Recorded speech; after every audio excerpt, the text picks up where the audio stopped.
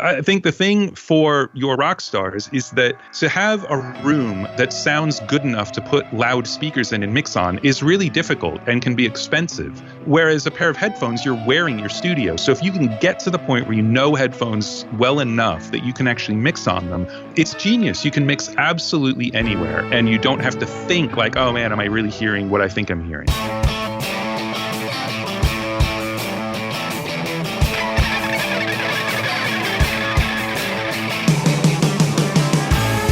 Welcome to Recording Studio Rockstars.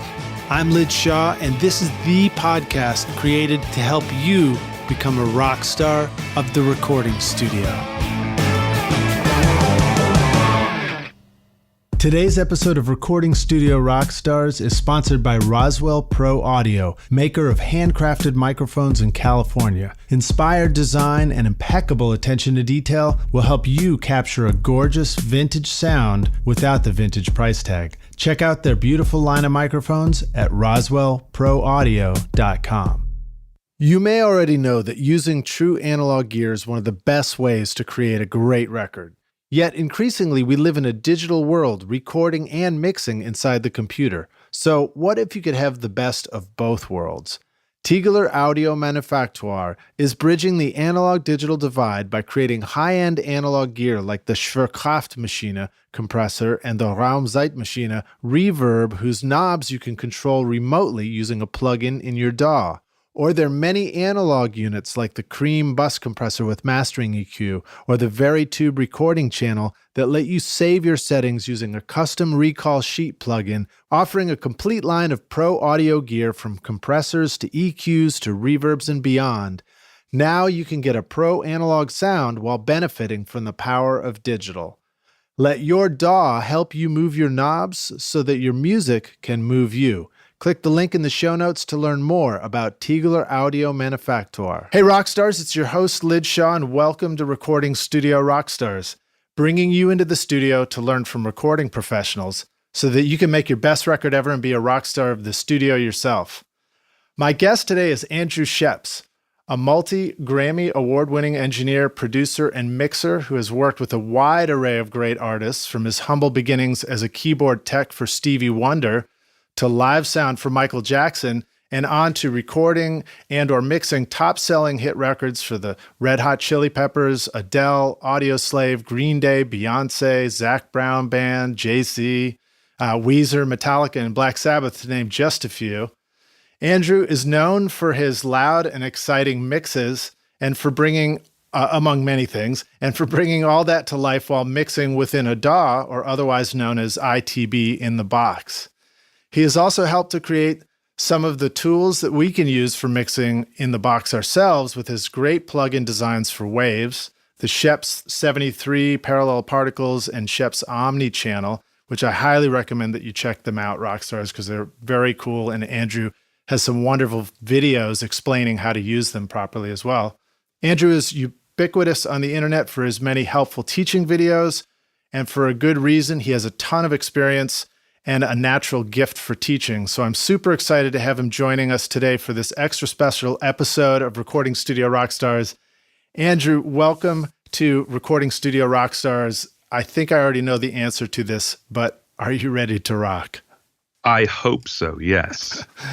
It's very nice to have you here, man. I'm really, really honored to have you on the show. And as I was saying before we started the call, just kind of doing the homework on you and your records and some of your teaching, and rewatching videos. For example, you doing this wonderful lecture at Oxford, and then also demonstrating how to use your plugins. It's just so much great stuff. You really, really have a gift for communicating and teaching and simplifying, and you just make me feel relaxed when I listen to you. Thanks, Lidge. That's good to know. I mean, well, I'm sure we'll get into, how all that stuff started. But yeah, I'm really it makes me happy to know that I'm pretty good at that, because I feel like with the way everything goes now, you can get information from all kinds of places and you have no idea if it's good or bad or whatever. So having some places where you can get good knowledge, like your podcast and Mix with the Masters and all the sort of brand names that go with teaching audio, I think it's really great. Yeah, well, that's a thing that sort of clicked with me as I was watching you teach, is you're great at teaching, but then I'm like, oh yeah, but he also really knows how to make amazing records. So when he's teaching me this, it's coming from a place of decades of experience.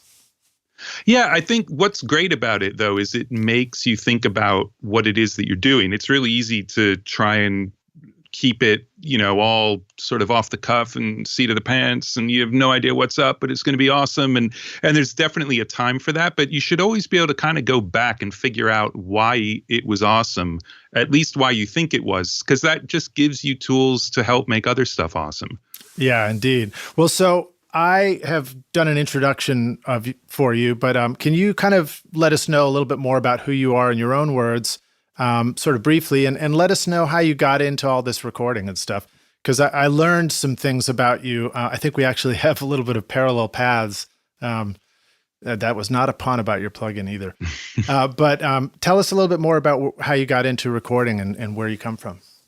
Yeah, I mean, I grew up on Long Island, just randomly. I figured you got to grow up somewhere. So that's where I grew up. And I sort of discovered rock bands in, I don't know, late elementary school, heading into junior high, because no one in the family really listened to that. It was more pop. My brother was really into jazz, which is great. But I kind of discovered guitar bands and thought, man, this is the best thing ever. I think the first full-length record I bought was Queen Night at the Opera, and I saved up for weeks, Nice. And bought that and listened to it until it basically wore out, and then I could afford another record. But so that was something that really resonated with me. And then you sort of spend the next many, many years trying to figure out, well, how can you do that? And I didn't play an instrument that worked in a rock band. I played French horn, and then I played trumpet. And I was also always kind of a geek, and that led me to doing some lights and then doing sound for people. And that was cool because I could figure out how to run the gear, and it still kind of put me near bands that I thought were cool. And then a friend of my parents had a son that worked at a studio in Manhattan, and it wasn't, it wasn't any studio that most people ever would have heard of. I don't even remember the name of it right now. And I think they mostly did voiceover, and some jingles and stuff like that. But they had a real studio with a real console, and I saw one of those in person and just thought, well, that's it. I'm going to do that. It was a real epiphany without even thinking about it. It's just the kind of ultimate version of something with a shit ton of knobs that I was going to know exactly what they did. Yeah, I remember that feeling of walking into a real studio for the first time and looking around at all the lights and the knobs and, big tape machines and consoles and thinking, this is what I want to learn how to do. I brought this up on the podcast before too, and I want to ask this to you about your experience of going into the studio for the first time. But now I think somebody might be familiar with recording in a DAW and have seen a Pro Tools interface, and they're used to a laptop and a computer. And then they see a studio that might have a console and stuff. I feel like that's different from back then. Did you have some idea of what recording looked like and then you went into a big studio, or was the big studio like the first introduction to all of this for you? No, the studio was the first introduction. And I think it's an interesting question because while you were asking, I was thinking about, well, okay, but so what does that mean for people starting now? But I think the difference is now people have a really good idea of what recording is, even classic console recording, from watching videos and seeing pictures and the fact that the internet actually exists. I mean, it didn't. I mean, it existed, but I certainly wasn't on it back in, the early 80s when I saw my first console. So I think all it is that I had this burning desire to do something cool with rock bands, but I wasn't playing guitar or drums or singing or bass. And so then therefore there was going to be something. And then I discovered that there was recording. So I think that process is probably exactly the same now. And in some ways you're more informed about stuff, even though you may not get to see it in person. Like I learned on an MCI console, and until I sat down behind a Neve and behind an SSL, I had absolutely no idea about them. I'd seen a couple pictures and, there'd be like an article in Mix Magazine with a picture of it and you go, oh, that looks cool. But it wasn't like now where you've got the plugins, you got the manuals online. I mean, you could know how to drive one of those things and never be within 50 miles of it. Yeah, that's true. I remember going to school for recording and seeing consoles for the first time, and they would they would give you a test where they'd give you sort of a blank sheet of paper and you had to understand the signal flow in the console, and it was all brand new. Yeah. So, and then, I learned how to use an SSL, and then I hardly actually used one for my career after that too. Yeah. So that's a difference right there, Yeah, absolutely. I mean, in learning different automation systems and things like that, I mean, it's just massive, massive technical learning curves on specific gear that you may never see again. Yeah. Like, man, I could use some synchronizers that nobody's ever even heard of. Like, it's. Yeah. And you kind of had to learn them that deep if you were going to use them anyway. Yeah. Because I mean, you couldn't sort of kind of know how to use it. You either knew how to use it or you didn't. The links, I think those were the ones that I remember having to really learn. Oh yeah, I mean the links, those were the ones that most people knew. But there was, I think it was the Master Lock, and there was something we had at Miami when I was starting, like just crazy stuff that shouldn't ever have been let out into the world. So now you went down to University of Miami, is that correct? Yeah. For school. Yeah. And when was that? I was there 80 to 84. Is that right? No. 84 to 88. Okay, great. Well, so there's a little bit of our parallel path. I believe my uncle was Tad Foote, who may have been just become the president of University of Miami at that time that you were starting there. Wow, that's really funny. Yeah. Yes. So, and I know that, when I decided to go to recording school was 91 for me. In fact, had I gone the first time around to college, I might have been your classmate. It's a small world. That's funny. There were a lot of people there at that time too. It was a really good time to be there. Yeah. Both for engineers and also for musicians. So, it gave you amazing people to record. Do you want to make any comments? Because you had some great things to say about being in a school environment when you were speaking at the Oxford lecture. And I know there is a dialogue that goes on the internet about, schooling for recording versus doing it yourself. But you had some great comments about just being within a community. And I wonder if you want to say anything about your school experience.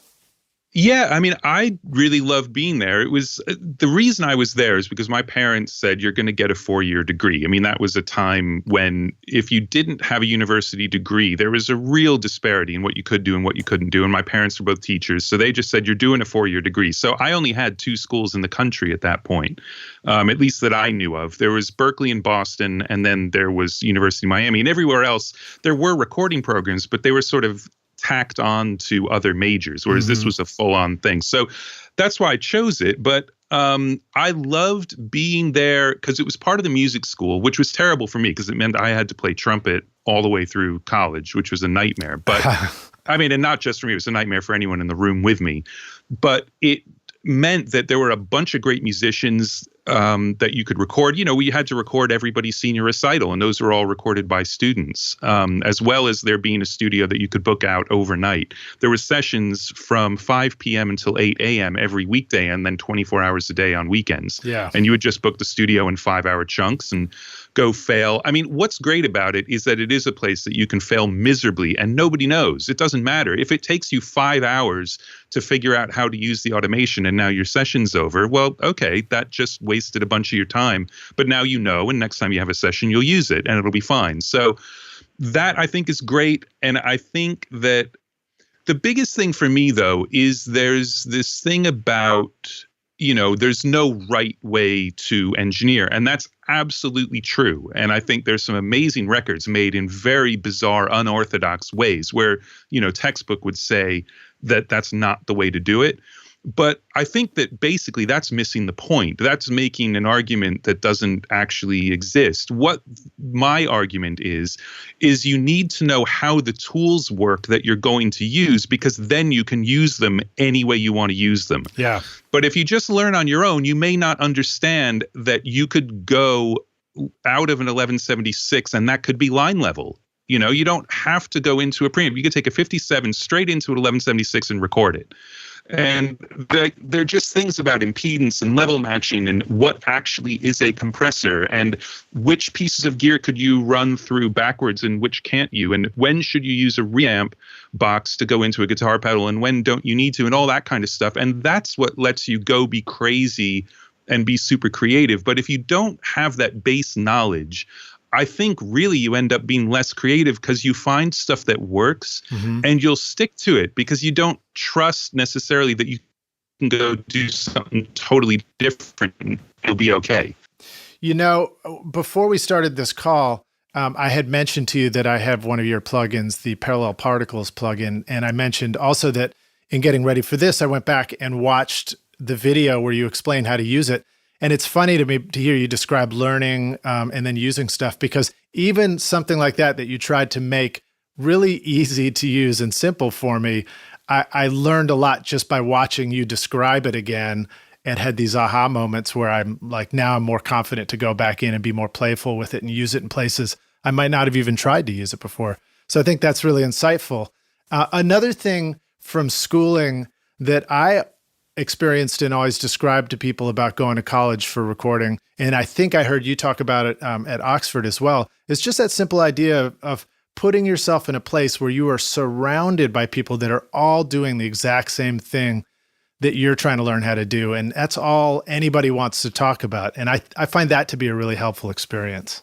Yeah. And I think at that stage in your life, it's great because you aren't yet paying mortgages and supporting children for the most part. You know, you're just there to do nothing but that. And to be able to just live it and breathe it, I think is amazing. And to the same point, I think later on, 10 years when you're out of school, the worst thing in the world is to be surrounded by people who do nothing except what you do. I think then you start to lose perspective and you start to think things are important that really aren't. And it's great to get a real reset when, you've just spent 12 hours working and then you go talk to somebody and like, well, yeah, but you don't really work. And, they're kidding around or whatever, giving you a hard time.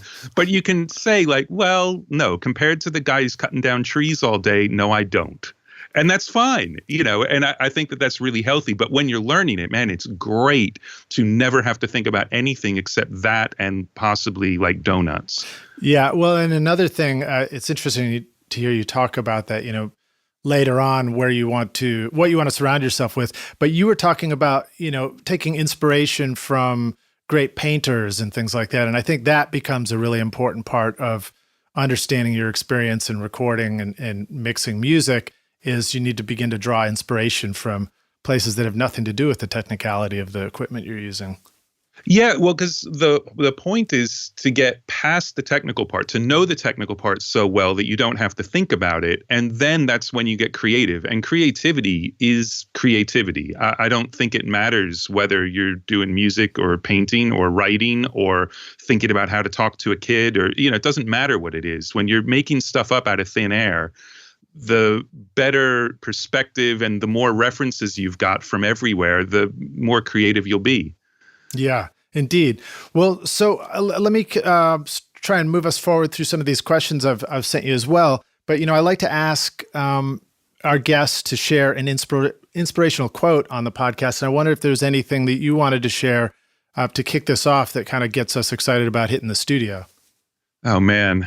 Can I admit that I read the hell out of the document you sent me, and then I completely forgot that I needed specific things? Oh, that's all right. It doesn't have to be that specific, but are there any people that you sort of have admired that you might want to reference in terms of answering that question? Anybody that you take inspiration from? Yeah, I mean, I think in terms of being in the studio, people like Bruce Swedien and Al Schmidt, who just make everything look so effortless, and they seem to do nothing, yet the balance and the clarity and the depth is just ridiculous. And then on the other side of that, someone like Chad Blake, where everything is not necessarily natural, but it's still so emotionally compelling and awesome to listen to. So yeah, guys like that who just do things that I couldn't possibly do because I have no idea how to listen that way, but that I still always want to hear what they're doing. I think that's a really insightful thing too, to remind us that we can admire what somebody else is doing and get as close to that as we can, while accepting the fact that they're always going to hear it and do it differently than we are. And that's okay. That's just fine. Yeah, and I think the big thing to keep in mind is that to get close to it is just to try, like if you're trying to get close to what Chad does, it's like, well, okay, distort some things and make the low end totally cool and all the sounds encapsulated and pan things. But you certainly don't need to know like what plugins he's using to do it, because I've seen what plugins he uses, and when I try it out at home, it sounds like crap. So you gotta, you develop your own thing. But it's again, it's exactly the same thing we were talking about with the education. It's separating the art part from the technical part. And when your technical stuff is strong, then you can apply other people's art, because you sort of try to listen the way they're listening as opposed to tweak the way they tweak. Yeah. And watching you do your lecture on YouTube last night at Oxford, I think it was, there were a couple of things you said that really stood out. One of them was, I believe you described a shift in your own experience where you went from thinking that you needed to rely on the tools, that the sound was coming from the tools, to realizing the sound was coming from you, which sounds like what you're describing about, the difference between all of us. But it also reminded me of a movie that I watched the other night that my daughter's a big fan of. It was like the new Thor movie. And in it, he's, he loses his hammer and he thinks he loses all his power until he discovers that he didn't need the hammer in the first place. It was just him. Right. Silly analogy, but I think that's really important to remember that what we do, it's just important to remember that we bring a lot to the process, and it's not just the tools that we're using. And the tools aren't irrelevant. I mean, because, if you're smiting people, a hammer does help. Right, indeed. But it's not about the tool. And that was a terrifying experience for me. That wasn't just hey, I guess the tools don't matter. I mean, that was, I'm going to stop using hundreds of thousands of dollars worth of gear that I'm not even going to sell, but I'm not going to use it anymore to mix, and somehow everything's going to be okay. Yeah. And that was brutal, but I'm out the other end of it and pretty happy about it. Well, if that was a decision you make when you're young, just starting out, it's sort of like, well, I'll try this, I'll try that. But obviously, if you're into your career and you're trying to make a big shift like that, there's a lot more at stake than just making something sound good too. I mean, you literally have families to feed and a lot of responsibilities to keep up with. Yeah. So let me, if it's all right, I'll jump into some specific questions with you. This is actually very similar to what you were just saying. So I had just written down, about working in the box, and I think it was a quote from about you just saying, it's only the tools that have changed. Remarkably, my philosophy and sound have stayed the same. Is there anything more you'd like to say about just that and that shift, or, what it means to have a philosophy of sound when you're creating a mix, in the computer? Yeah, I mean, this is actually something I've been thinking about a lot lately, because I do think about these things constantly. And I think what it's turned into is this concept of having an idea. Like if you go to mix something and you just go left to right, soloing up your tracks, and you make the kick drum sound ridiculously awesome, and then you make the snare sound like holy shit, and then you make the toms sound like thunder, and then you make the overhead sound super clear and bright, and you work all the way down your track, and then you try and put all those sounds together. They may or may not go together. Like all of that tweaking was so irrelevant that it might have been a total waste of time. Now, hopefully you've solved some problems along the way and whatever, but if you just do that, then all you're doing is reacting to each individual thing and going to say like, oh, well, kick drums need to have low end and attack, so I'll make that happen, and snare drums need body and crack. And it's not the idea of, when you listen to the song, saying, I think this should be reverby and distant, and there's this one guitar lick that I want to give me goosebumps. Yeah. Those are the things that then you struggle and try to achieve them, but you also have something you're working towards. And it doesn't have to be as broad as that. It could be like, oh, the drums sound boxy and I need to fix that because it's bothering me. I mean, that can be the idea, but that those ideas need to be as zoomed out as they can be. Otherwise, you can really just get lost going in circles and circles, which this will come back around if you were going to ask me like, well, how do you know when a mix is done? And that's why I started thinking about this, is that I know for me a mix is done when I've answered all of the questions I put to myself when I started, not like, oh, well, hold on, have I EQ'd every track? because Right. I don't need to. So yeah, this having an idea of what it is you're trying to achieve in the broad sense, I think is probably the best thing you can do. Yeah, I don't know when a mix is done, but I only know when the podcast is done. It's right about an hour or two. Yeah, exactly. So, hearing you talk about those things and knowing what we probably all know, Rockstars, you've probably heard people talking about like, don't build your mix just soloing everything, because when you put it back together, it's not gonna make sense. And so that can be both enlightening and confusing, because then we might get nervous about like, oh shoot, maybe I shouldn't solo this one. I'm trying to do something with it. But it occurred to me that the process of going through one by one and soloing stuff, that is a process that works great for maintenance in the studio. Like when you're trying to chase down a problem or a buzz or something like that, you really have to break it down and one thing at a time. And then I started having this epiphany where it's like, oh yeah, it really is. The soloing is almost like the maintenance part of mixing, where you do need to identify things specifically. But then there's this whole other level and then that's where we get stuck sometimes. We think if we just do the maintenance and then, unmute everything, it should be great. So it's just, I'm just sharing that epiphany that I had listening to you talk about. Yeah. Well, and the maintenance is like, when you're done with the maintenance, now you can actually start. Yeah. Yeah. Well, so tell us about these plugins that you've developed for Waves. The ones I'm aware of, the Scheps Omni Channel, Parallel Particles, and the Scheps 73. If there's anything else, let us know. No, that's them. Okay, great. Can you give us, I know there's lots to find on the internet, but maybe give us a brief introduction to what they do. Yeah, I mean, the Scheps 73 is really straight ahead. They were going to model the 1073 because they had done the VEQ, I don't know how many years before, but obviously analog modeling technology has come light years since it started. Those early Bomb Factory plugins are still super cool, but they're not nearly as in depth in terms of the way they model things. And so when they were going to do that, I had been talking to them for years about doing, something, and we hadn't figured out what we were going to do. And so the product manager, Mike Fratis, just thought of me and said, well, that dude's got 10 1073s and a BCM 10, and he likes them and he uses them all the time. So why don't we do this with him? So that's what that was. I mean, that's really what it was supposed to be. It's like, here's a 1073. And so it was sort of based on everything that I love about 1073s, as opposed to everything I love about one particular 1073. Yeah.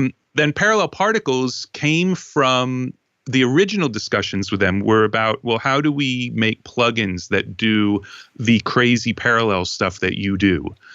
And we never really came up with a good idea, because it involves spanning so many tracks that to make a plugin that would work in every bit of software where you've got audio flowing 70 different places that isn't part of the native mixer, and like it just felt like it was going to get really messy and confusing. But while we were doing it, I thought, well, okay, but what about 4 processes that I do a lot but that aren't always shared? Like the parallel compression, what I love about it is sending lots of stuff to one of the compressors because it all interacts in there. But like, what can we do that would be good to just put on an insert that would be such a pain in the ass to build yourself? Like if you built 4 parallel chains, 2 of which that get mixed together to feed the other 2, you're using, 12 auxes and a bunch of plugins and things like that. And we thought, well, okay, let's put that into a plugin. So I mapped that out in an afternoon, and we built the audio portion of it in a day. Wow. And then it just took months to get the interface right. That's very cool. Well, watching you describe how to use it, it simplified it so much for me, and it really helped me understand a couple of things. It helped me understand that Parallel Particles, it's okay for me to try it on any track I want to, Yeah. It's not like a just for vocals thing or something like that. It's really useful everywhere. And then the way you described it and the way you explained that, if I kind of set it where it's hitting its operating level in the right ballpark, and if I turn each of the 4 different parallels down, then it should be not having an effect yet. And I can sort of bring in those other things and blend them in, which I thought was very cool. Yeah, it's all about blending. That's the idea, is if those 4 knobs are down, your signal is exactly the same, and the only thing that affects it is level. That's great. Yeah, so there's no process kind of inherent, but then you get your 4. Well, very cool. How about the Omni Channel? I thought that was very impressive, and it makes me wish that I could just have an Omni Channel on every channel in my mix, and maybe a little controller to control the whole thing. Well, you can have one on every channel of your mix, I would think. Yeah. It's basically that one took a hell of a lot longer than an afternoon. But again, talking to Mike Fratis, the product manager, we started talking about a channel strip. And so I started thinking like, well, what would I want in a channel strip? And my original drawing, half of it is exactly the same as that, and half of it is absolutely nothing like it. And some of that was because of technical limitations. So we implemented things in a different way that actually ended up being cooler. And some things were trying to keep the processor load down so that you could have 30 of them or 40 of them and it wouldn't really be an issue. Like the fact that with each module, the default is that nothing is engaged and zero processor and zero latency. And then if you engage everything, it's still zero latency, but obviously the processor load picks up. But that things turn themselves on. So when you touch a knob, that module becomes active. So it isn't one of these things. Like there's nothing I hate more than twiddling knobs, convincing myself I think it's better. I can't really hear it, and then you realize, oh right, it's bypassed. Right. Like it's such a. Not only do you feel like a total idiot, but it's just such a waste of time. So as soon as you touch a knob, things turn on. Anything can be in any order. So it was this idea of a channel strip being, for the most part, it's what you need for any kind of instrument because it's flexible enough to do it, but not so flexible that it's impossible to use. Yeah, and then hearing you say that when it's off, it's not engaged. Another thing for me, sometimes I might want to put a plugin on and just use the de-esser feature, but not all the others. And so that's cool if they're all there, but I'm not loading down the processor if I just want to use part of it. Yeah, if the title of the module isn't orange, then you're not using it. It's actually completely bypassed. And it seemed like it did some other cool features, like when you grab the frequency knob of an EQ, it was soloing up that band of the frequency so that you could hear it easily. Yeah. If you hold down Control on any frequency cue or boost or cut in the EQ or in the de-esser, because that's also when you're de-essing, you want to hear what it is you want to de-ess. So it actually turns it into a bandpass filter with the shape that you've got selected. So you really hear what it is that you're going to be controlling. I'm going to jump right ahead to one of the questions I had specifically about de-essing and see if there's anything you want to explain about it and maybe how it pertains to the Omni Channel. So I use de-essing all the time on stuff, but one of the things that I find that is often a challenge for me in vocals is as a vocal gets compressed and kind of gets saturated and just comes forward, I get a lot of mid-range consonants like ch and sh and things like that are really challenging. And I never really quite understand how to tame those. Is there anything you could tell us about using the de-esser? Is that the right tool for trying to manage that stuff? It's not up in the higher S's. It's like all this other stuff. Well, that's one of the things that I was adamant about with the de-esser in this plugin is that it's actually full frequency range. You can de-ess, for lack of a better term, at 30 hertz if you want, so you can get it down in the mid-range, but usually with a standard de-esser, when you're down in the mid-range, it's from there on up. It's a shelving filter. It's not a parametric filter. Right. And with the one, there are other ones that have this type of filter, but with the one on the Omni Channel, you can actually have a narrow or a wide bandpass. So you can zone in on that. The other thing I would say, though, and this has nothing to do with the Omni Channel, sometimes you just have to de-ess twice because the way de-essers work is they don't look for stuff at a certain level. It's not like a compressor, which just says, whenever you're over this level, I'm going to compress you.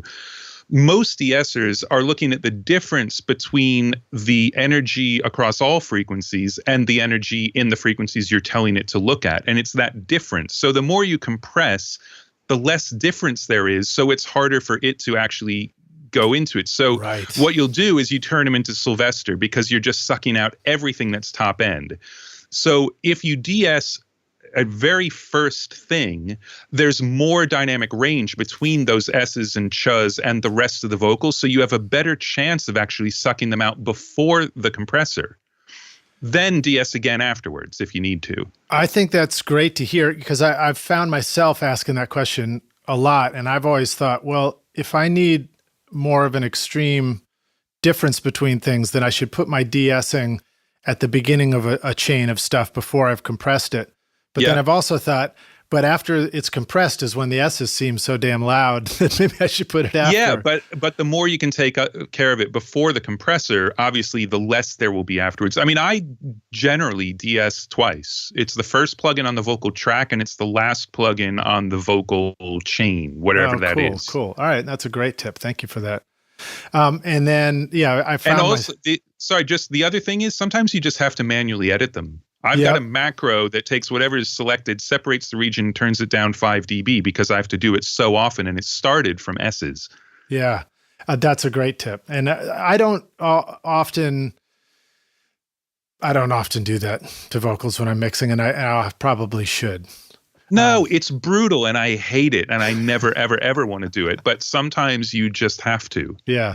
Especially if you're going to vinyl, because S's will explode on vinyl. And something that you can kind of get away with on digital files will really sound terrible on vinyl. And we're making records that are a lot louder overall, a lot more energy, I think, than the records that were made years ago when vinyl was the only medium. Yeah, but de-essing, I mean, if you look at any classic analog mastering desk for cutting, and there's a de-esser on it. Yeah. Oh, interesting. Okay, cool. All right. So let me see. What did I want to ask you about?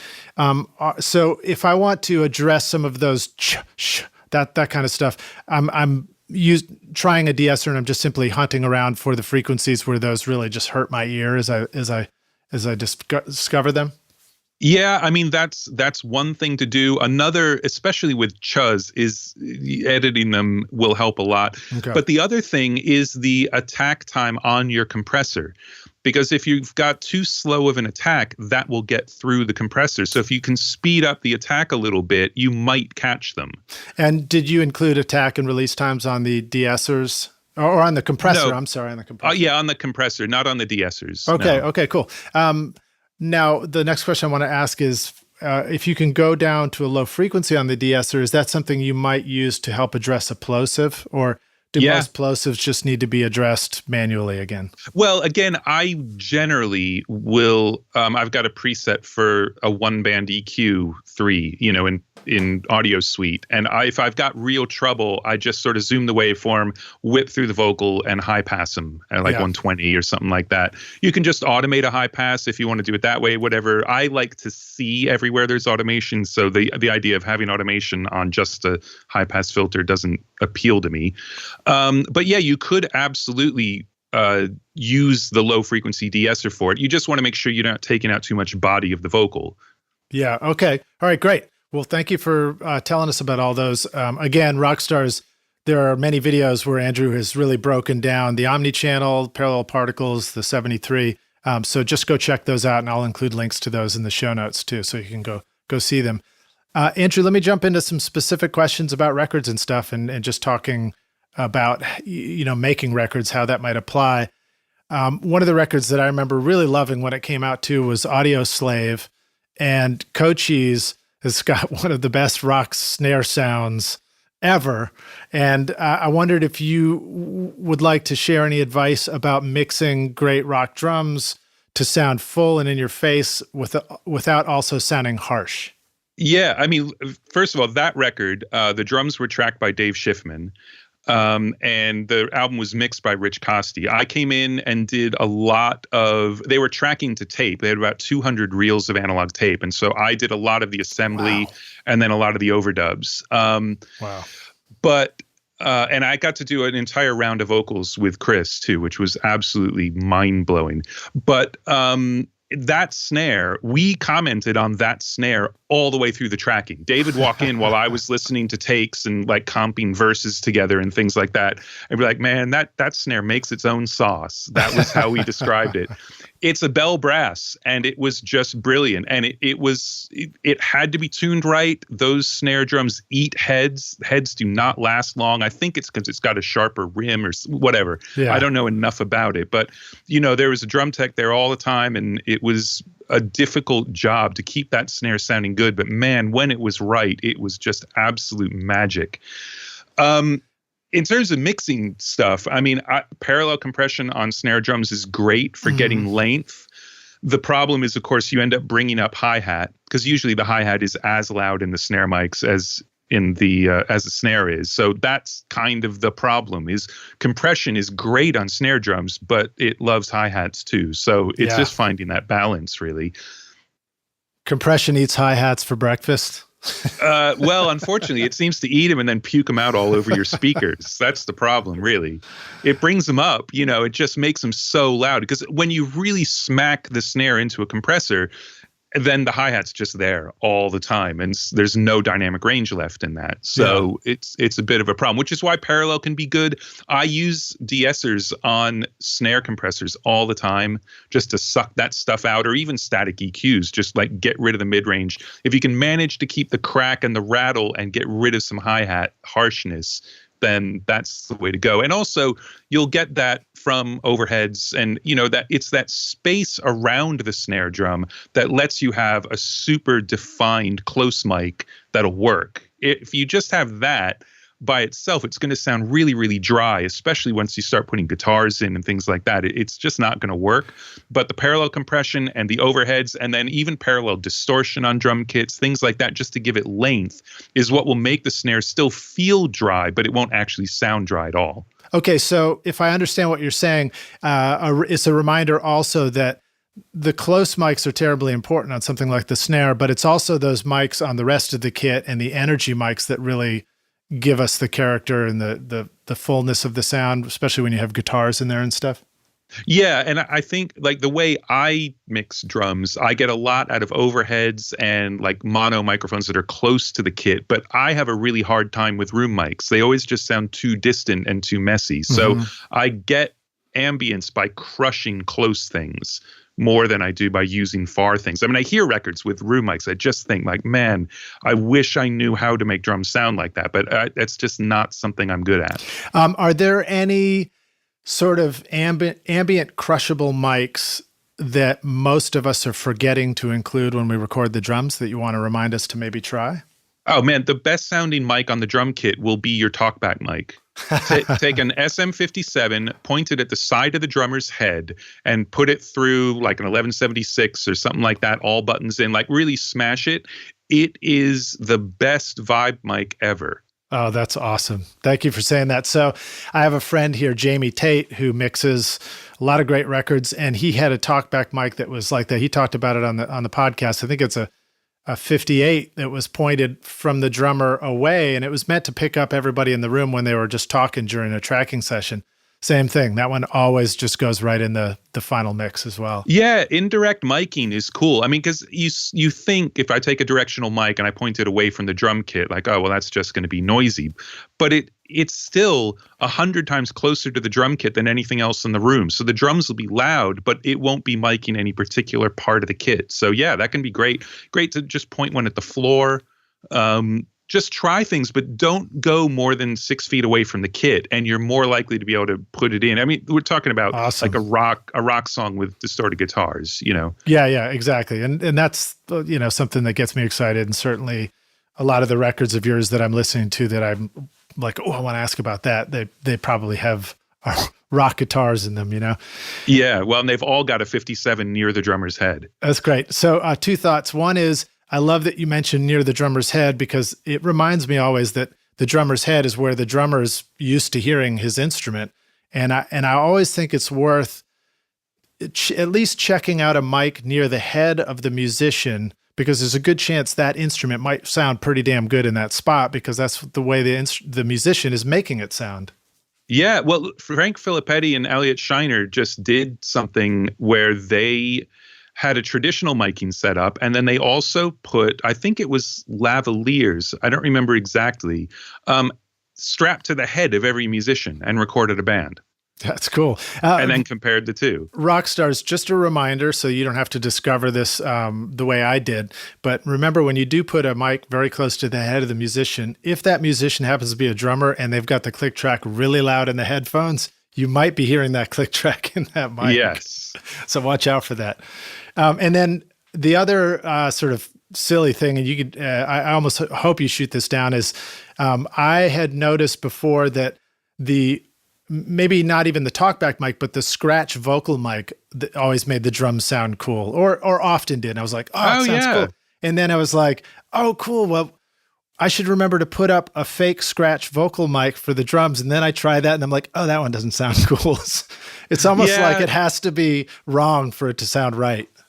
I guess, yeah. I mean, I don't know why that isn't. A lot of times, like, you'll think that sounds cool. And then once you really get into mixing, it's like, oh, well, it's actually too far away and messy. But it depends. Sometimes that is really useful. Yeah. All right. So here's another record that you did. Black Sabbath 13 was on, had some really great sounding, I'd almost describe it as like 3D bass. And I wondered if you want to talk about how we can create more depth when we mix bass.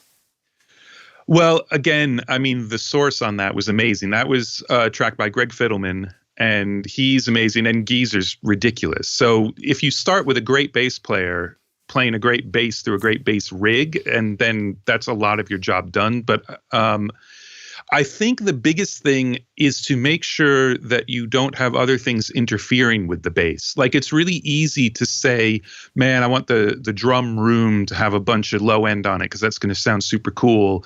And I want the thump on the guitars to be massive. So you really hear when they do hand mutes, like the bloom on the cabinet and all that kind of stuff. But that's where the bass is. So if you want the bass to rule, let it rule and then see what else fits. I think that's the main thing. If you've got a decent recording of a bass and you just make it loud and give it enough low end, as long as you don't start trying to fit other things in where it already is, it's going to work. I think that's cool. And I like that. If you want the bass to rule, let it rule. And let it rule first. And I remember the first time I heard somebody suggest something similar about the kick drum and the bass, saying, there isn't really room. It's sort of like a small Western ghost town. There isn't room in this town for both of us. You sometimes have to realize that you're going to have to let one of those two speak a lot in a certain area of the low end, and they can't both try and fill it all up.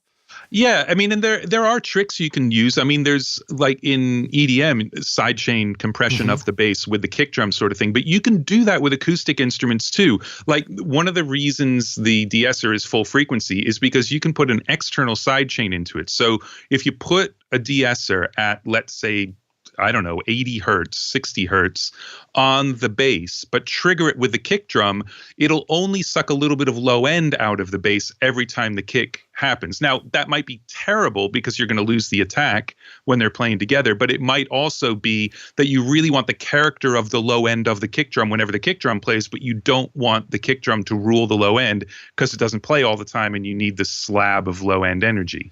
So there are ways to make it happen. And that's cool that you brought that up. I was just about to ask you that because I remember you talking about that. In Rockstars, you're referring to the Omni Channel plugin has this sidechain feature to the de-essing, which is really cool. And again, that reason why you can sweep down into the lower frequencies, and it could be useful there as well. Yeah, especially because if you've got, let's say, I mean, the example I gave in that video was like an EDM track, so you've got a real buzzy bass. But let's say you've just got a distorted rock bass and you can't feel the kick drum enough. You can poke a hole in the bass only in the low end. And humans aren't going to notice that because if that mid-range buzz is still there from the distorted bass, you won't think the bass went away. But if you sidechain compress it, it will actually duck out, and that can be distracting. Right, and then you can, because of the sidechain de-essing, it's going to, as the kick transient comes forward with the kick's low end, it's going to move the bass out of the way in the low frequency a little bit just to make room for it, and then comes back in. So you will hear that. You'll hear the effect of hearing the kick drum.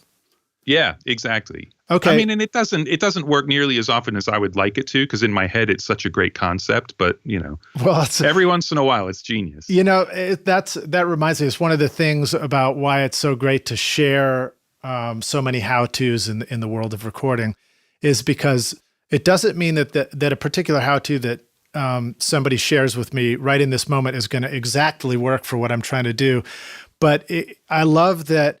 Learning any new thing means I can get excited about going to my studio and trying that out, and I'm going to discover something for sure. I'm going to learn just through the act of trying something. Yeah. And this goes back to the very first thing we were talking about. If you don't understand exactly how de-essers work and how external sidechains work, you'll never come up with anything like that.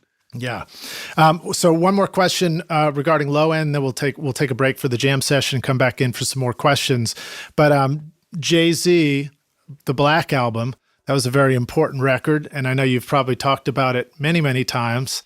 But I wanted to ask you, what have you learned about mixing hip hop from Jay-Z and others that you've worked with?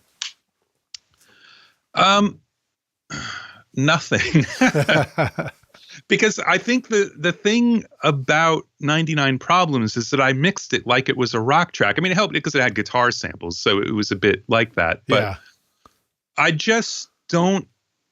don't treat it any differently. In my head, it's still, and this goes back to that having an idea, the less specific and the less technical your ideas are that you want to achieve, the more you can just apply anything to anything. So you don't say, well, that sidechain de-essing thing is an EDM thing. Like, no, that's a low-end definition thing if I really need to do it. So whenever you're having a problem with low-end definition between two instruments, you can think about whether that's the way to solve it. So like that, the mix on 99 Problems is really straight ahead, very little gear. It was on a Neve desk. I had a Fatso for some of the loops, and I had an 1176 for the vocal, and then board EQ and no automation. So it's really, really simple, but there is a lot going on to make sections act like choruses and things like that. I mean, if you've got a loop that's going all the way through a track, but you get to what should be the chorus, you've got to beef that loop up somehow. It's got to get louder and wider and deeper and all of that, because otherwise you don't get the energy. It's not enough to just have like hook vocals. You need to support them with stuff. So yeah. Well, you talked about that a lot. I've heard you talk about, when you get to the chorus, it needs to open up. The chorus needs to be bigger, whatever. Can you just describe a little bit about what that means to you? How do we know? This maybe is just too dumb a question, but how do we know that the chorus is opening up enough, that it's hitting? Because it feels awesome. I mean, that's it. It's like it needs to feel like it's opening up, so that when you get to the chorus, it's exciting, but not because you made the verse super boring. The verse is awesome and does exactly what it's supposed to do. But when you get to the chorus, it's like, yes, we're back at the chorus. Awesome. So, musically, it's something that comes back and everyone's excited to hear it, but it needs to feel that way too. So it can be as simple as just like, the band was good, and so they added some guitar parts, or they went up in a voicing or something like that, or the bass went down where it was up high in the verse. I mean, anything like that'll do it. But when you're mixing, you can do it just by adding a parallel compressor in the chorus. And that's what I did on 99 Problems. I added the Fatso just in what we were considering the choruses. Nice. So, yeah.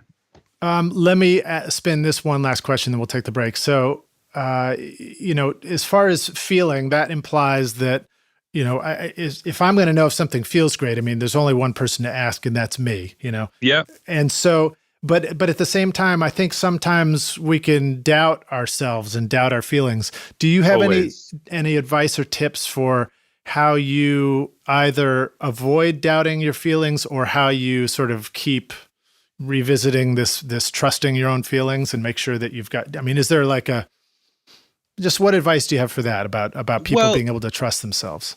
I mean, the honest answer is, when I don't trust myself, which is pretty often, I have my wife listen to the mix, and she says, "Oh, that's messy," or nice. "Oh, that's really great." And she's not technical. She doesn't do this. I mean, obviously over the years she's learned things, but like the worst thing she can do is try and tell me why she thinks it's no good. But when she says, I don't know, it's like really annoying in the verse, it's like, oh, okay, what's going on? And you realize, well, it's too much hi-hat, or there's something like that. Right. But it's also, I think the biggest thing for me, just trying to get through it on my own, is to get away from it and come back and just first listen quiet. Is it exciting? Or is it not? And then you can go ahead and listen loud and see if like the things that are supposed to physically impact you are still happening. But it's that first listen where you can't kid yourself. And I think it's really important. It's one of the things I love about mixing in the box is I'm constantly getting perspective, because I'll work on a song for 20 minutes and close it. When I come back, it's not only that I haven't heard it in a while, but it's also I've forgotten what the last 12 things I did were. When you work on one song, you remember everything you've done. So as those things go by, you kind of check them and you say, yep, I did that. Oh, yep, I did that. And it sounds cool. And you never actually are just listening to the song. So whatever can give you perspective, then you need to trust your gut reaction to it when you have that perspective. Yeah, that's great. And I remember hearing you at the Oxford lecture talk about that same idea of in the box allows you to gain a fresh perspective more often during the day, which is just that was a great insight. Something I remember about mixing on a desk was that I would actually I'd memorize what the mix was supposed to be. And now there would be variety as I pulled it up, but that's, I never thought about it like that. You sort of like learn how to perform that mix. And when you're in the box, you do get that chance to forget and hear it fresh, which is very cool. Yeah, absolutely. Well, so Rockstars, we'll take a break for just a second. We'll come back in for the jam session. A reminder that you will find links in the show notes. Please visit that. If you're on your mobile device, you can just click right through and go see. I'll include a YouTube playlist and a Spotify playlist so you can go listen to some of these records. And we'll see you in just a moment for the jam session.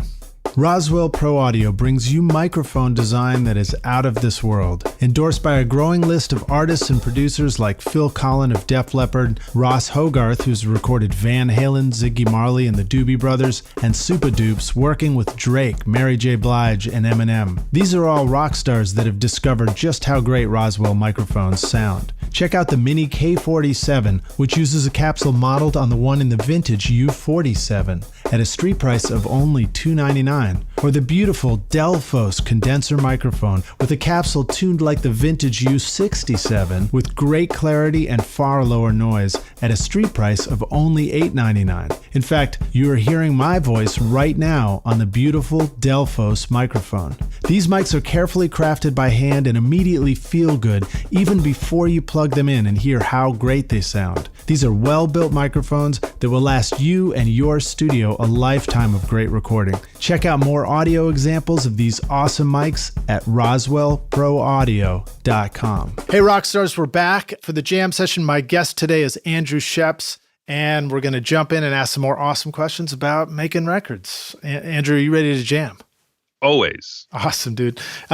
So here's one. This isn't specific, but I just wondered, you had done the Weezer Red album, and I wondered if you wanted to share any fun stories about that record, anything fun you remember about it.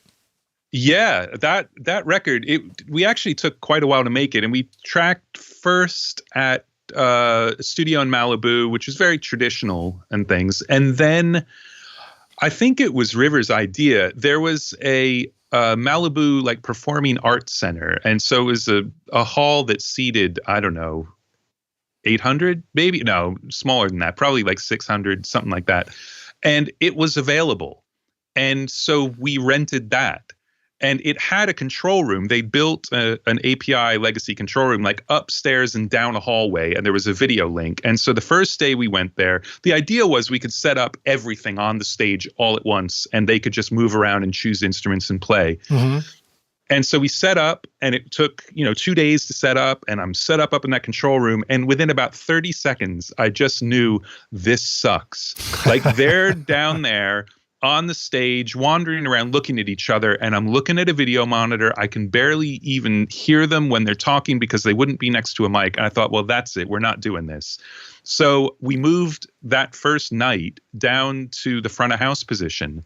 And I just they had a Midas like analog front of house board. It was actually a monitor board, but it sounded great for monitoring. Mm-hmm. And then I had BCM10 and an API 1604 for all the inputs. And it was great. We were all just in this big room, And I had speakers, but I'd wear headphones while we tracked just to make sure that everything was okay. And then they'd kind of wander out into the seats and hang out, and we'd listen. And then they go back up on stage and play something else. And we just had amps everywhere, drum kits everywhere, keyboards everywhere. It was, it was really, really cool. It's a thing that I think a lot of people think would be a lot of fun, but it's really difficult to actually do it. And we did it. And we were there for a couple of months. So it was great. I'm trying to remember. Somebody else shared the story. Was it Ken Sluter? Yeah. Yep. Ken Sluter, Dana Nielsen, and then Dave Schiffman. Actually, I was out of town for a month. I think it was the first time I did a Mix with the Masters seminar, maybe the second. And so Dave came in for a month to take over engineering. But yeah, Ken worked on that quite a bit. I think it was Ken who told that story as well, and gave you a lot of points for showing back up on a Saturday to reset up all that stuff. Oh man, there's no way I was going to make other people do that. That's like, because also, you want everything the way you want it. And the only way to do that is to show up and do it. So no, but that was great. Awesome. All right. Well, now here's another specific one. Kaleo, Way Down We Go. One of the things I remember noticing in that was there was just kind of this cool stereo flam drop snare sound. I didn't know what other words to use. It's like, and I feel like it's something I've heard in hip hop too, where it's like, the snare's dropping, but you hear other things on the left and right kind of landing with it. And I wondered if you wanted to comment on just cool ways to get sort of a wide stereo snare sound on records.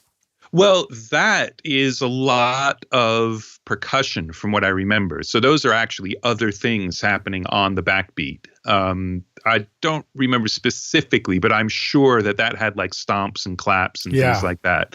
So, I mean, obviously that's one way to do it. Another thing, which I don't do, but I've seen people, and I think this originally came from Alan Sides, who I'm sure got it from somebody else, is miking the snare bottom stereo. Interesting. Because the snares are basically reverb. I mean, that's what they're meant to be, right? They just resonate when you hit the drum. So the top head is the impact head, and the bottom head is just the I have length head.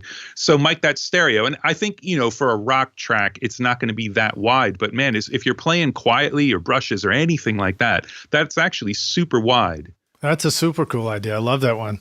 Thank you for that. I'm going to try that on my next recording session, because that's how I roll. And if it's terrible, just blame Alan. I'll blame myself.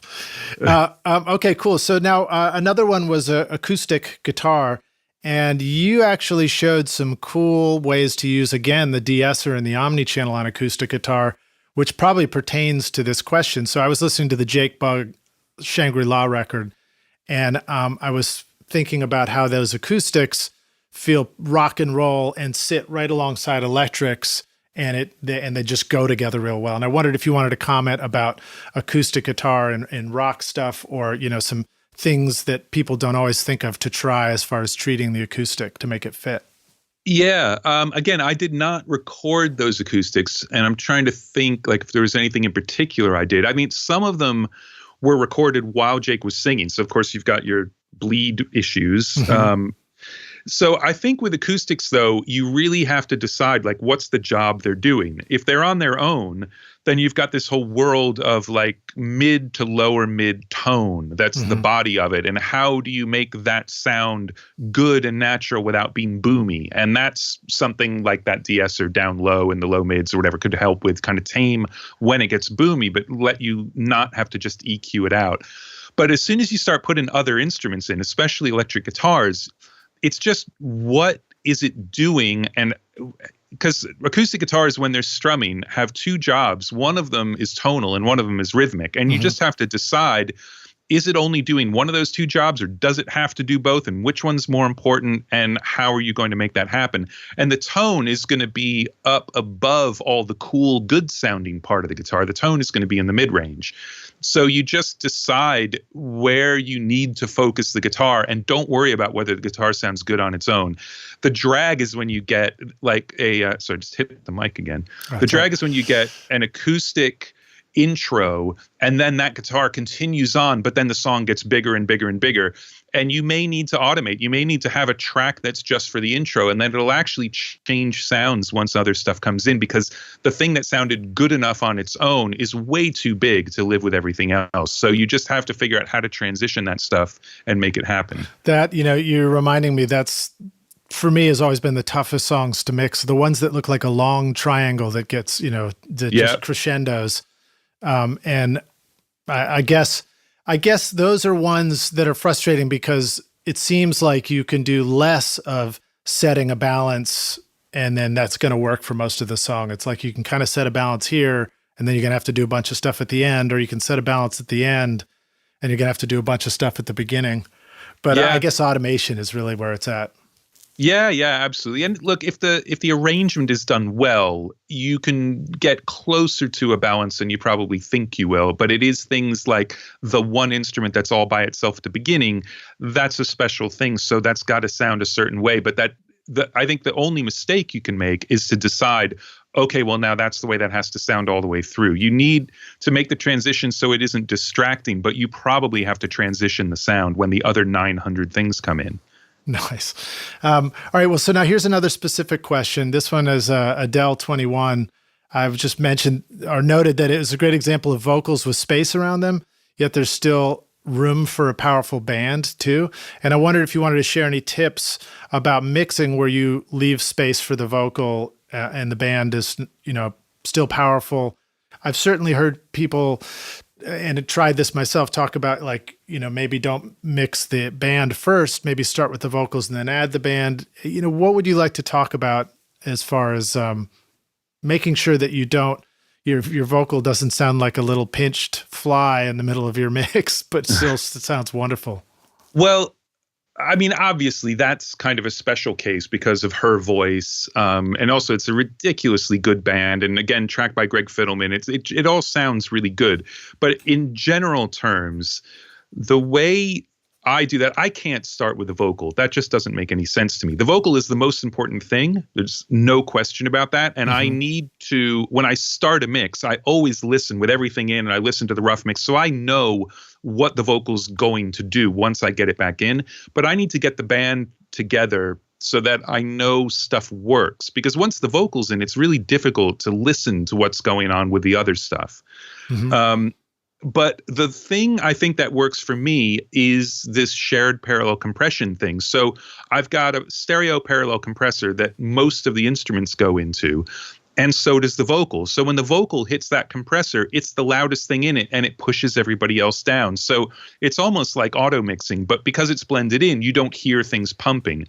But that really helps build space for the vocal, is to have it affecting the parallel compression on other things. Yeah, that you're referencing what I've seen videos of this rear bus compression idea, which is really amazing and so cool, because I feel like the first thing I learned about parallel compression was how it would help my drums. And then when I learned about this idea that you're talking about now, it's like, oh, here's how this could be helpful if you don't put the drums in it, which I thought was really cool. Yeah, and I think like the one thing that happens constantly is people say, well, how much compression is there? And, how do you have it set? And the reality is I have absolutely no idea how much compression there is in that. Like that's something that drives itself. When you get the balance, your gain structure is pretty much the same over and over and over. Every mix lives somewhere near the same sort of level. And that bus is set up so it just works. So I have no idea how much it's compressing, and it could be different on different songs because it reacts to frequencies differently and transients. So it's irrelevant. What's relevant about it, though, is that it's shared amongst everything in the mix except the drums, and sometimes a little bit of the drums if I feel like I'm losing the drums. It did occur to me to ask whether or not we could use the Parallel Particles plugin as a rear bus compressor on that and return. You can't. You actually can't. Because it's already bringing in the dry signal and the compressed Well, signal it's that, and it's not phase coherent. We originally designed it with an insert mode and a send mode, so you could mute the direct signal.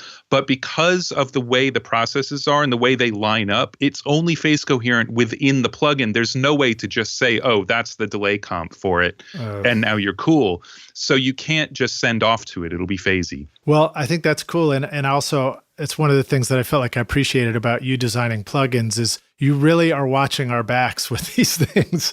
Yeah, man. I hate nothing more than to like have there be a gotcha. Right, you know? Right. That's cool. All right. Well, so let's see. What else do I want to ask you here?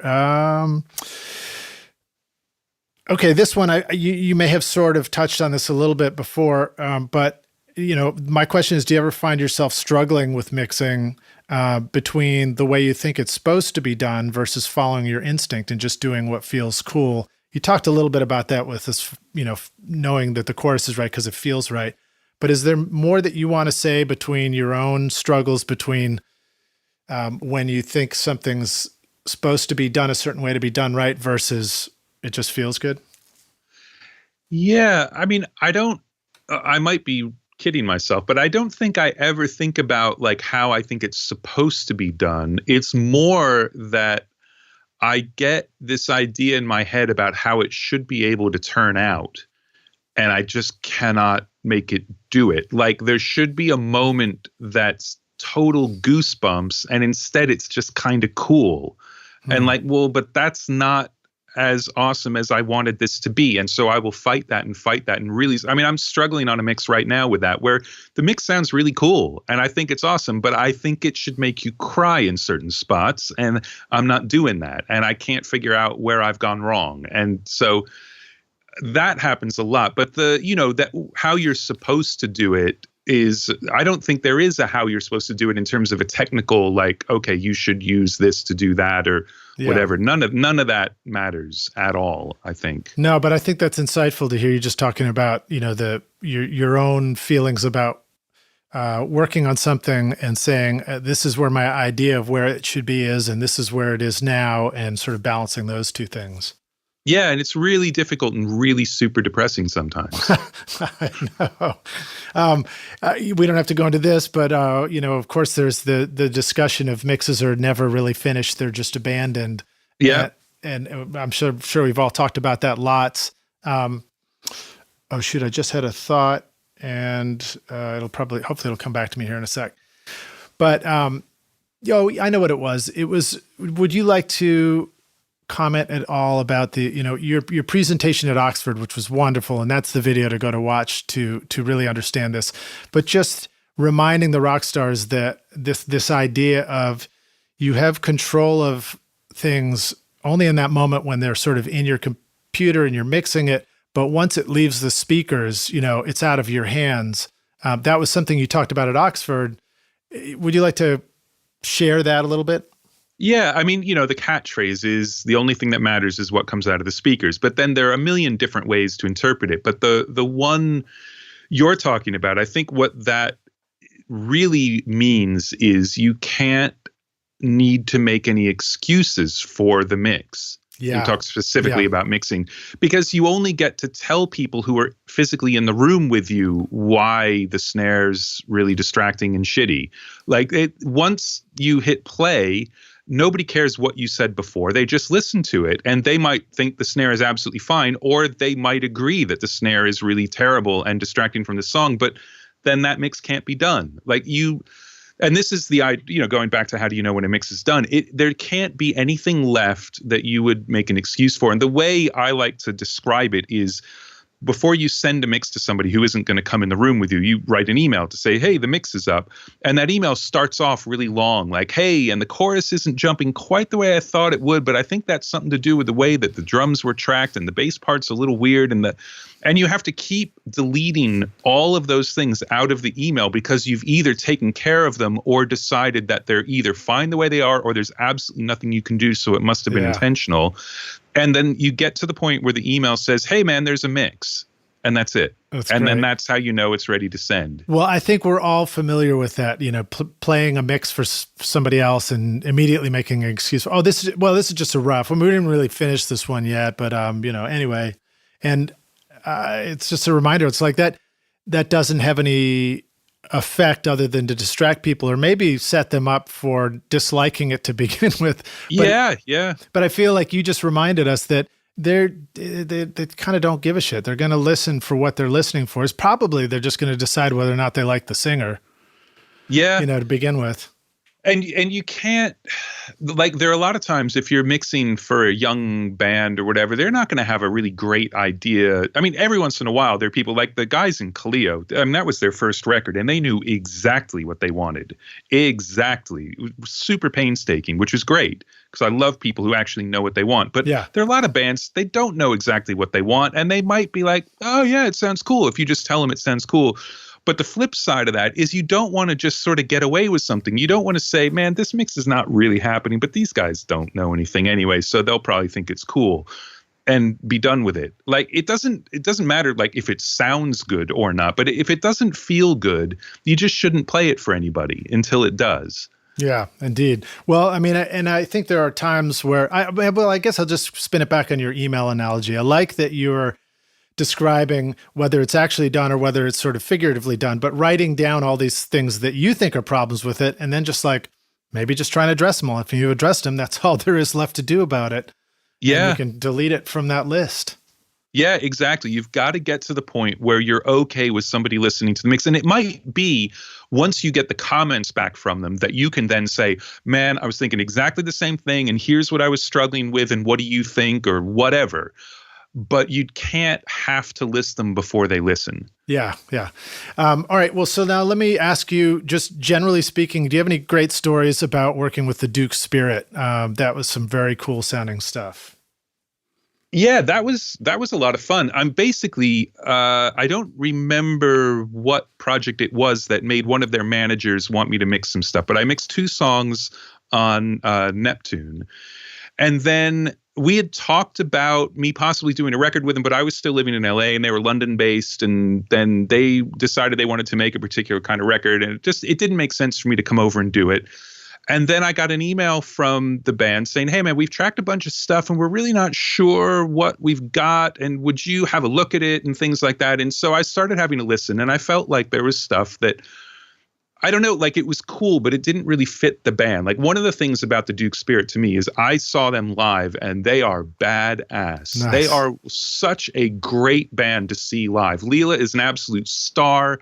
The band plays great and are just fucking awesome.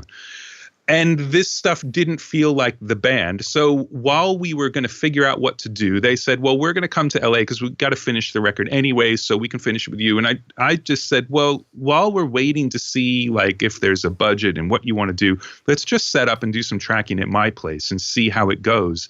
And we tracked most of that record in, I don't know, 2.5 weeks or something like that.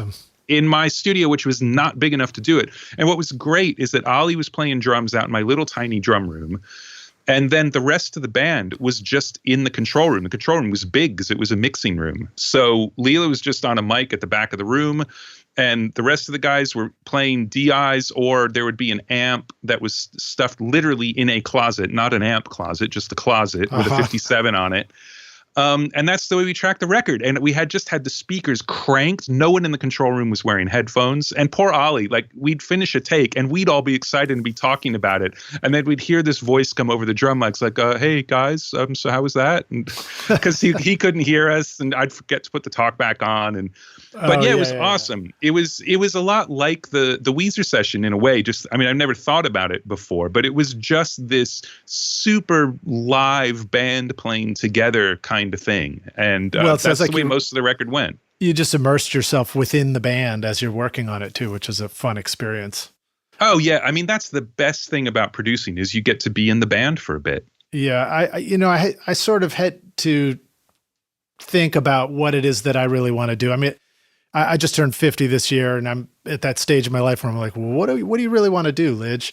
And when I think about and break down music in the studio and everything, I realize that my favorite thing to do is to just spend all day in the studio making music with friends. You know, that's really, it boils down to that. And I think it's why I like tracking bands so much, is because in working with musicians, I love mixing too when musicians are here, and it's just fun working with people. Yeah, see, and actually, I love working on my own right now, mixing completely by myself. It's weird. I love producing bands. I love being in a room, but I can't stand mixing with people around. I find it like I keep trying to not impress them, but like you do things that you think maybe they'll like you doing instead of just doing whatever you think of is kind of in a trance and then seeing what the hell happens. So yeah, it's weird because my favorite thing is actually not even recording. My favorite thing is pre-production in a rehearsal room. Yeah, totally. Because you just sit and listen and you make them do all the work. And it's awesome. I've gotten some great recordings in rehearsal rooms too. Oh, yeah. See, but as soon as you're recording the rehearsal room, that's not as much fun to me. Well, it was just a 4-track. Yeah, exactly. But well, so speaking of studios, tell us about Mono Valley, if I'm pronouncing that right.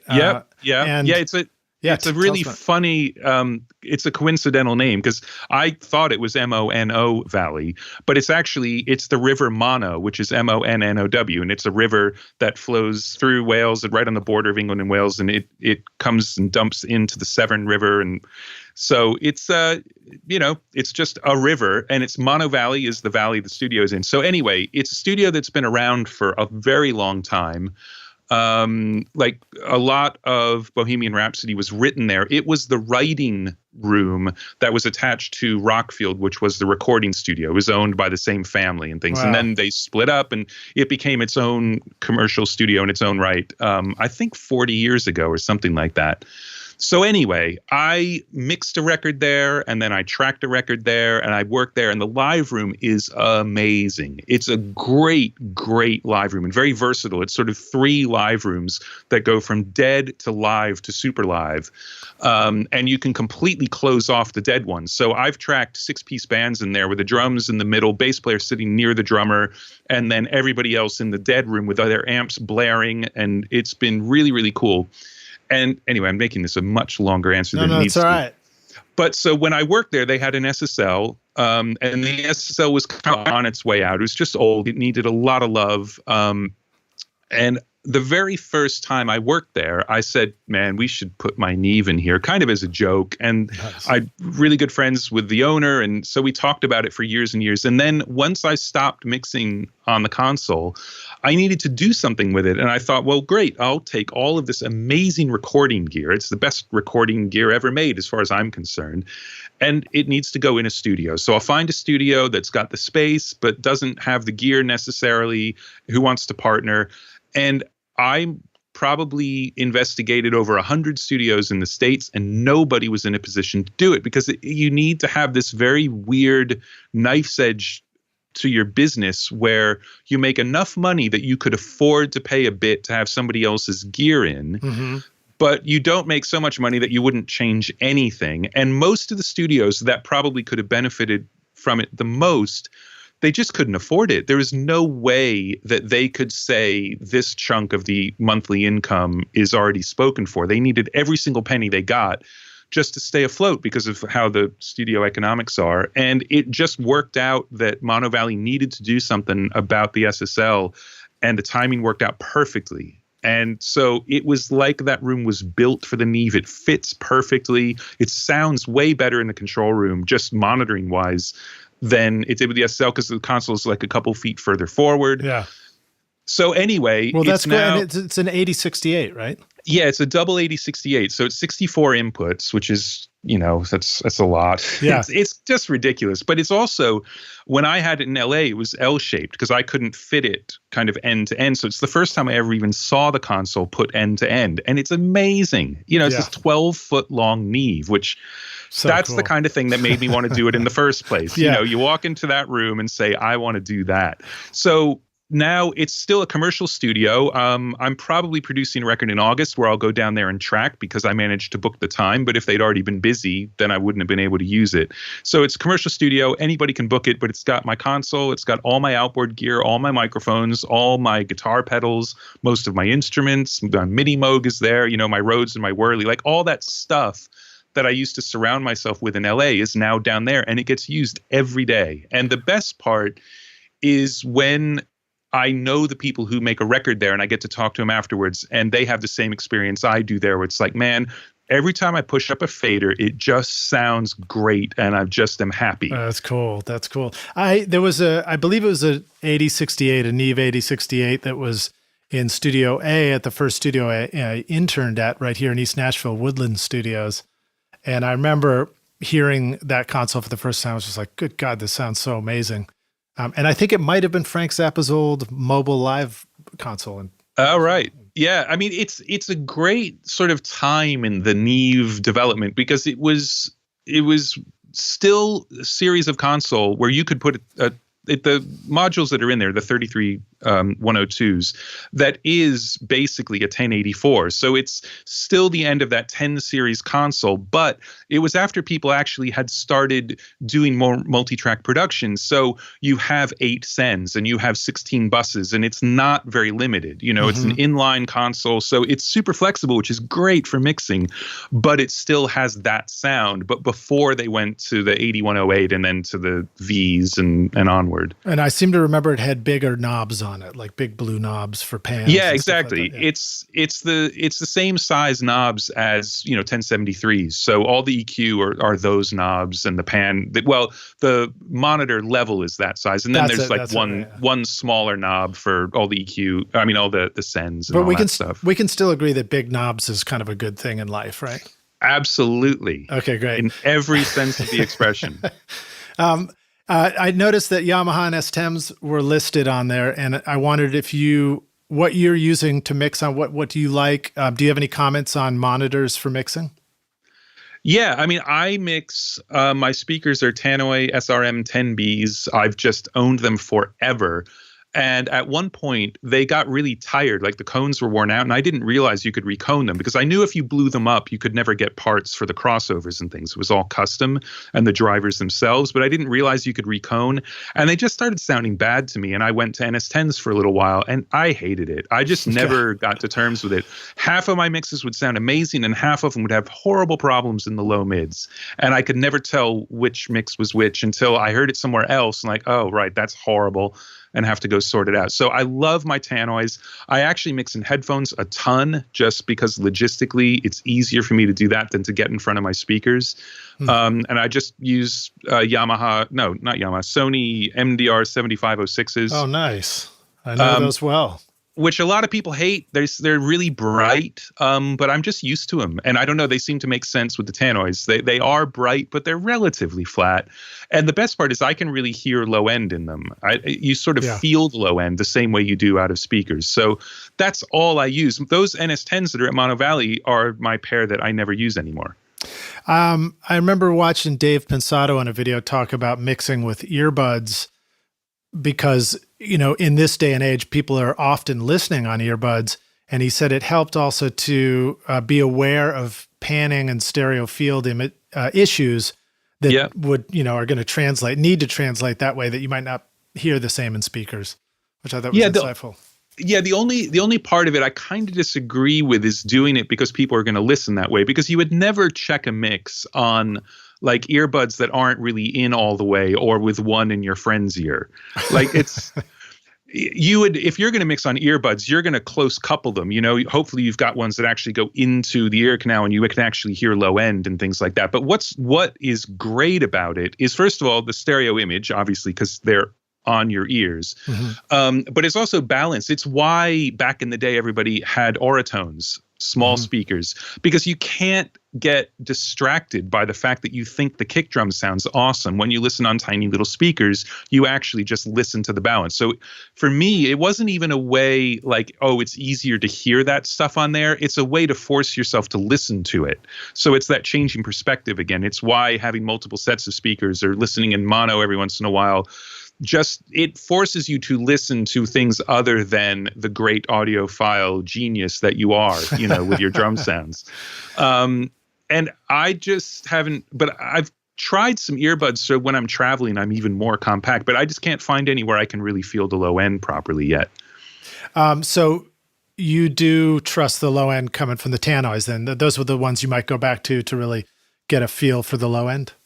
Yeah, but when I started doing mixes on headphones, because I was traveling more and things like that, I thought, well, I can probably get the balance together and maybe even the vocal sound, but obviously the low end I'll sort out once I get on the speakers. And very quickly, I don't have to sort out anything when I get on the speakers. So the only thing that I can't always hear on the headphones, or it's not even that I can't hear it, it's that I think is okay on the headphones, but then when I listen on the speakers, it's not quite there, is how much impact I've got on the kick and snare. So when I listen on the speakers, I can't kid myself about that, because you turn that up and that needs to physically thump you in the chest, which is something you won't get off headphones. But everything else, I hear it on the headphones and I go listen to the speakers and it's exactly what I think it should be. I'm never surprised by stuff, which is good. And I think the thing for your Rockstars is that to have a room that sounds good enough to put loud speakers in and mix on is really difficult and can be expensive. Whereas a pair of headphones, you're wearing your studio. So if you can get to the point where you know headphones well enough that you can actually mix on them, it's genius. You can mix absolutely anywhere, and you don't have to think like, oh man, am I really hearing what I think I'm hearing? Yeah, I think that's wonderful, and I appreciate that. I think that's a huge encouragement to our listeners, the Rockstars, and thank you for calling them by name. Absolutely. So I mix every year. I do a studio at the Bonnaroo Festival here, and I mix in a pair of headphones, and I mix live while the band's performing in the studio. And so that's been an experience for me where I'm just in headphones, and like I can't even go back and change the mix later. So I got to just get it as good as I can. But I've also experimented with, I enjoy kind of turning them up so I can feel it a little more, and I cut my ear. I touch the earphones and that changes the low end slightly. And that's just, I feel more like a cool DJ at the same time. But, do you have any comments about mixing loud versus soft in headphones? And do you notice that, you need to turn them down to sort of judge balances and that sort of thing? Yeah, just like speakers. When they're cranked up, you can say, man, that first snare hit is exactly as powerful as I think I want it to be. It's like, it takes me by surprise and the vocal really feels great. But you can't hear tuning, you can't hear balance, you can't hear all kinds of stuff. You can't hear if there's too much cymbal. Like, if you crank it up, maybe the cymbals will hurt, and then okay, it's something I've got to take care of. But it's hard to hear the balance of the cymbals when you listen loud, because your ears are immediately going to start clamping down. Like, It's not, and it isn't just your brain deciding what you're going to hear. There's actually a huge physical feedback process. And when you listen loud, your brain puts dampening on your inner ear just to keep stuff from vibrating. So you actually cannot hear everything when you listen loud. So there are things you need to listen to loud and things quiet. And I know there's some people who mix at kind of a medium volume all the time and they never touch the monitor knob. And I think that's super commendable. I can't do it. I need to be loud to hear certain things, but I work very, very quietly, probably 75 to 80% of the time. Yeah. And then another question about headphones is, do you also I guess we kind of all do, but do you make it part of your process to just try and listen to as many other records that you appreciate in headphones too, so you're constantly referencing against that? No, never. I'm the worst person in the world for this. References just confuse me. My brain gets so used to the world that I'm building that I think my mix, if I've listened to it for half an hour, 40 minutes, something like that, sounds better than everything else on the planet while I'm mixing. Nice. And it's also why I've got this one pair of speakers I can mix on and one pair of headphones. If I put up other speakers, I'm just listening to music. I can't work. I actually don't feel like I know what to do. As soon as I hear it on the tannoys or these headphones, I'm like, oh, yep, got to get the kick drum a little pointier. You reach inside of it and start working. I don't feel that way with any other playback, which is good, because when I listen to music somewhere else, I don't feel like, oh man, I want to mix that. Like, I just listen. So that reminds me, and I appreciate you sharing that insight, that so much of making records and so much of mixing is really just kind of knowing what to do next. And that if we can just have and it's also avoiding confusion and doubt. Yeah. So when we put ourselves in situations where we cast a lot of doubt, then it just confuses us and makes it hard to know what the next move is. So. Well, and it goes back to this concept of having an idea, and that idea being creative and not technical, because otherwise you'll go down your technical list of things you're supposed to do, and then you say, well, I don't know, should I be done? Like, where am I? As opposed to constantly trying to achieve this sort of creative end, because then what to do next is always based on what you're hearing. Always. You never think like, oh, I made a list and now I need to do those things. It's like, oh, that's bugging me right now. I got to deal with it. And the only drag about that is that you can forget things that bugged you earlier. But if they really bugged you, they will bug you again. Yeah. Well, I will add that there is one time where, and I enjoy this in the process, where you do get to kind of go down a list and it's recall notes. Yes. And I think you described that as being one of the things you really love about working in the box, that you can pull up a mix and address somebody's specific issues rather quickly and take care of them, which is great. Yeah. And not only that, but it's just made it so I got an ear break on the thing I was working on when the email came in. So you look super responsive. You send out revision 10 minutes after the email comes. But you also have totally fresh perspective on the thing you were working on. And is it worth reminding the Rockstars how much budget it might have used to cost to go into the studio and do recalls on a record? Oh, it sucked. It sucked. I mean, I would not even just in terms of like the money you would have to spend to do it. Even once I had my own studio with my own Neve and my own outboard gear, I needed the time. So somebody would need a recall. I would have a mix up on the console and I'd have to say like, you know what? I need to get 3 of these songs done before I can even do your recall. So I'll try to do it on Saturday. So you finish those 3 songs that this other band needed and you're like, oh, great. And then you realize, oh, fuck, I got to do a recall. And that's going to take 4.5 hours. And I'm completely resetting the world I was in for the album I was mixing. And it's just a nightmare. There's nothing good about it. And plus you didn't get to take your Saturday off. No, exactly. Or you had to stay super late on Saturday. So, all right. So let me jump in. Well, I'll just ask a couple of the last questions here, the usual jam session questions. But first one is when you started out in recording, what was holding you back?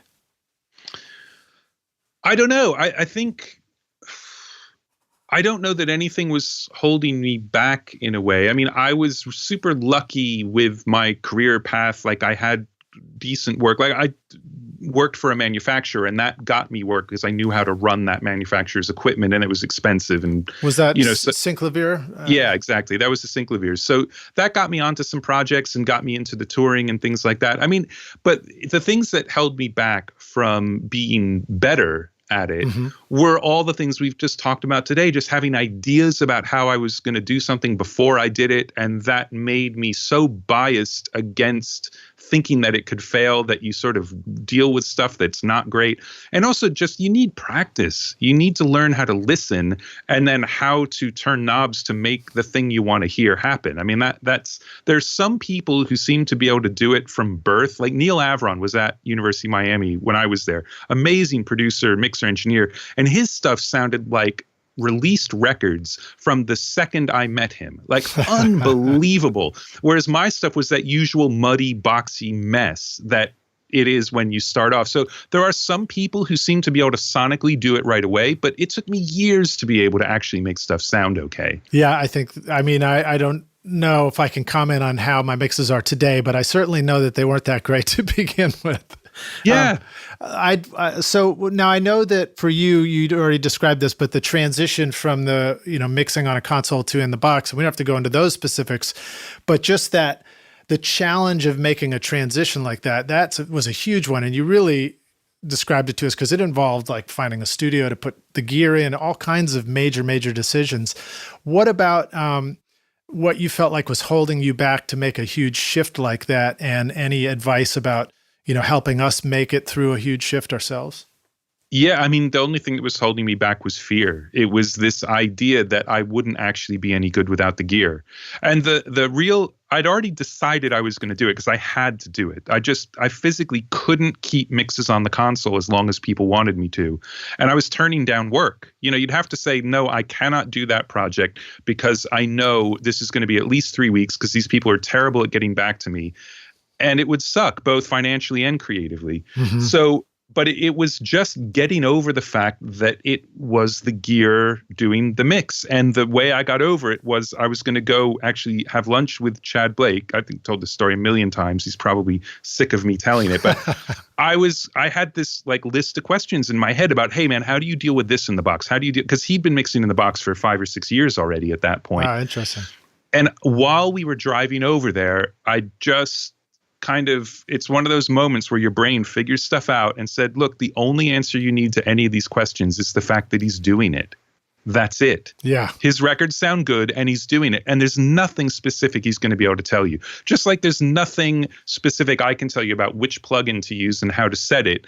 It's just if he can do it and it can sound good, then unless I'm a total loser, I can do it and it can sound good.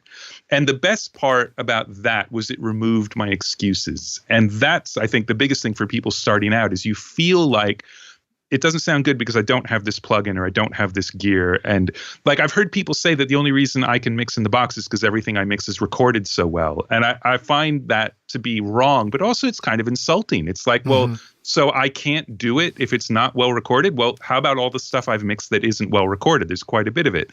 But it doesn't matter. It's just as difficult when it isn't recorded well on a console. There's nothing about a console that makes that magically easier. And I think that's just giving yourself excuses if you believe it, because you'll always find something you don't have access to that's the reason it's not good. And that's exactly the same thing as the getting rid of excuses for a mix before you send it. If you believe that you have any sort of talent with it and you can hear well, then you should be able to achieve it no matter what you've got in front of you. Well, I appreciate you sharing that. And Rockstars, I think Andrew just gave you the best bit of encouragement, all of us, that we could get, because the follow through is to say that, as we look around ourselves and we see someone like Andrew, you yourself making all kinds of wonderful records, that's the only excuse we need to try and make wonderful records ourselves. Yeah, I got an iMac and a pair of headphones. If you're doing it, it's out there to be done, and we should just go out and make great records. 2 turntables and a microphone. Nice. All right. Well, so how about sharing any advice, or whether it's I'm sort of blending a couple of questions here, whether it's a resource or just advice or some online tool that people might want to be hip to for the business side of doing records for a living. If we want to do this for more than a hobby, do you have any advice for us about making a living? Yeah, kind of. It's really difficult, but I think you've got to be good at invoicing. That's one thing. So you need to be organized with your invoices. Don't type them in Word, because you can't keep track of them. If you can spring for FileMaker or some database program that does invoicing, or even if you just use like QuickBooks for your general accounting, that can do invoicing. And that will tell you when something is late. It'll also force you to have enough information that you can actually expect to get paid, because you can't really send an invoice out of a program with nothing on it except some crayon drawings and like, oh, you owe me $20. Like, no, I need your address. I need to give you my address, my bank account details if you're going to wire it in, like whatever. So it just forces you to be organized. And I think I remember pretty early on in my career, I spent 2 days in FileMaker designing from scratch an invoicing thing, which I actually used until earlier this year. And I remember thinking like, man, this is the biggest waste of time. I should be hanging out with my wife, and my son was, I don't know, maybe 2 then or something like that. And like, I can't afford to take this time. But that time made my life so much easier, because I could hit a button and it would tell me everybody was past due, and I could just pick up the phone and call them. And in terms of the business side of it, getting paid is really, really difficult. So if you're organized with your invoicing, that's going to be a big head start. I think that's a great takeaway. So I'm now using QuickBooks Online, but I feel like what I learned was that our responsibility is to just make it as easy as possible for somebody to pay you. Yes, they'll always, if it's difficult, they just won't pay. And it's not necessarily because they're trying to rip you off. It's because it's difficult. It's because life's hard. It is. Because everybody's got as many emails to look at as you do, you know? Well, and also, I mean, maybe not you personally, but. Well, but if you're lucky enough to be dealing with someone who's successful enough that they've got like a business manager or something like that, they've got software they're using. And if they don't have all the right info, they can't send you a check. So it's, just be organized with that. I mean, it's not like life-changing or at all, but it is an important piece of the puzzle. Okay, so 2 quick final questions here. This one is, it's kind of hypothetical, but I'm just going to skip right to the question, which is, if you wanted to suggest to the Rockstars a very simple setup to start, maybe let's not even talk about recording, let's just talk about mixing. What is, and you've said this already, but I just want to give you a chance to say it again. What advice do you have for the Rockstars for what they need to be able to mix a great sounding record? You need to be able to hear what you're doing. So if you're lucky enough to find some headphones that actually translate when you listen elsewhere, that is genius because that's super cheap. But otherwise, you've got to have a decent pair of speakers in a room where they sound okay. Like, you can't mix what you can't hear. And it's so easy, especially when you're starting out. You're in a room that's a rectangle. If you're lucky, it's not a square, but it's going to be a rectangle. Right. So you need to put stuff up in the corners, just tip a mattress up in the corner, and now it's no longer a square and you got a free bass trap. Like, do stupid cheap stuff. My studio in LA had IKEA hall carpets all over the walls. I just nailed them onto 1x2s and screwed them to the wall. And opposite each other, there would be bare walls. So it was like a checkerboard pattern with them. And immediately this big reflective room became manageable. So if you can make a room sound like a living room, where if you watched a movie, you could actually understand the dialogue, that's probably good to mix in. But you've got to get your monitoring right. Otherwise, what are you doing? You've got no reference.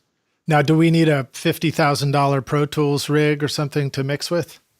No, I personally think Pro Tools is the best software to mix in, but that's because it's what I know. It also more closely mimics actual historic recording gear and automation modes and things like that, which can hold it back. Ableton does some stuff you could never do in Pro Tools, but I recommend Pro Tools. The stock plugins that come with it are awesome. You don't have to go third party with any stuff like that.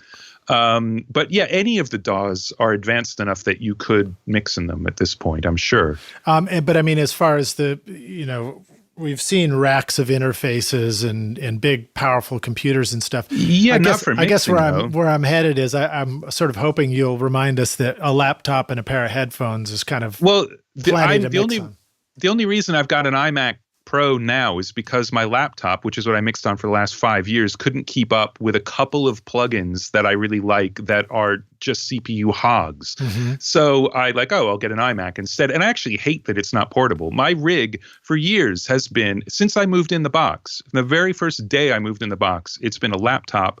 I've got a UAD Twin because it gives me some UAD chips, and I just use that headphone amp sometimes. But another really great cheap one is the AudioQuest Dragonfly. It's the size of a little USB thumb drive, and it's only a D to A. There's no inputs, but it does every sample rate, and it sounds great.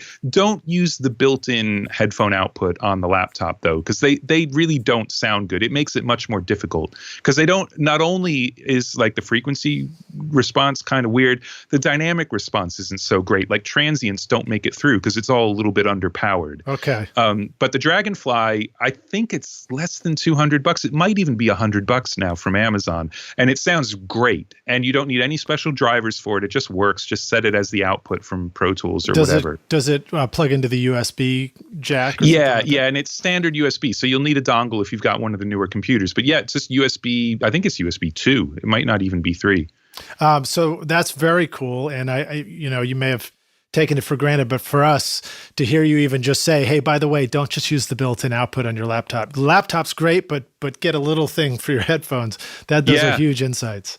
Yeah, it makes a big difference. I remember when I first got the Dragonfly, I was at a friend's house and we were A-Bing just the built-in output to the Dragonfly.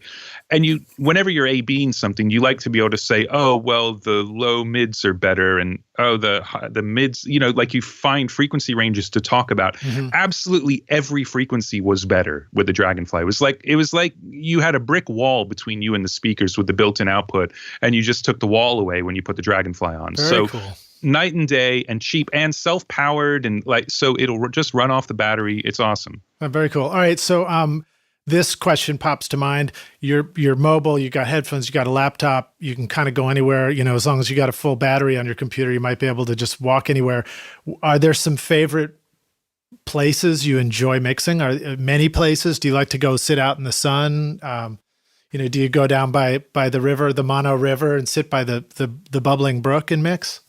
Well, I live an hour away from Mono Valley, so if I went down there, that would be quite a hike to just go mix and not use the studio. Okay. But no, I love having natural light and I love having a view. So for a little while, I had my speakers set up in a caravan in the middle of a field, and that was awesome. The views were just amazing. So I love that. I love having a view of the outside world. But after that, mixing outdoors, that just if I'm going to go be outdoors, I'm not going to mix. Right. It's time to be outdoors.